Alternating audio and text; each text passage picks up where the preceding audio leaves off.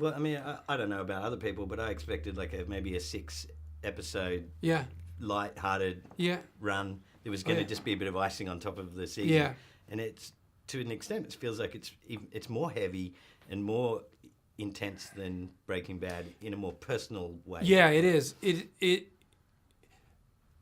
in a strange way, Breaking Bad was a more universal scenario. It was a midlife crisis. And this is a more individual, unique scenario. This guy is unique. He's kind of very much an individual. There are aspects of his journey that people can relate to, but boy, they really went out on a limb with a specialized person and desires and life around him. Was it daunting to you as somebody who's predominantly been a comedic actor and doing like some very memorable skits and it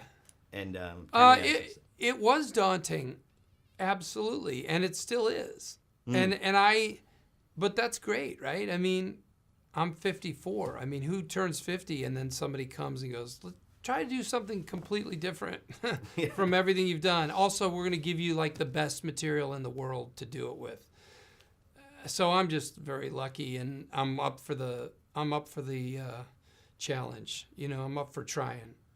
I would feel bad if we failed, but I think we're doing well. So, is this going to be your Emmy year? I don't know. It's such a challenging category. There's so many great people in it. When I see my name next to Kevin Spacey, it's like, yeah. Well, I guess it's got to be a typo. So I'm truly, honestly, very lucky to be in the category at all, and I've won if I get in the category.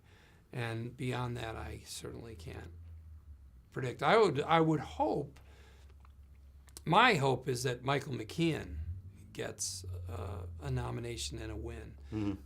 And I think it's his year. He does Hateable so well. He does it so well, and yet in a really human justifies his feelings. I don't entirely buy Chuck's justification, but I kind of do. Yeah. I mean, I guess you don't know what the end is on this yet, but no. I mean, it sounds like you're still doing some stand-up work and stuff. Are you trying to keep things light on the side, or? Me, I'm doing a little bit of comedy. I'm going to do the San Francisco Festival. I would love to do more with David Cross, but he's doing a great show in England called Bliss right now. Also, he just had his first kid, so he's preoccupied. I don't know. You going to do another Mr. Show season? We'd like to do more with Bob and David for whoever will do it.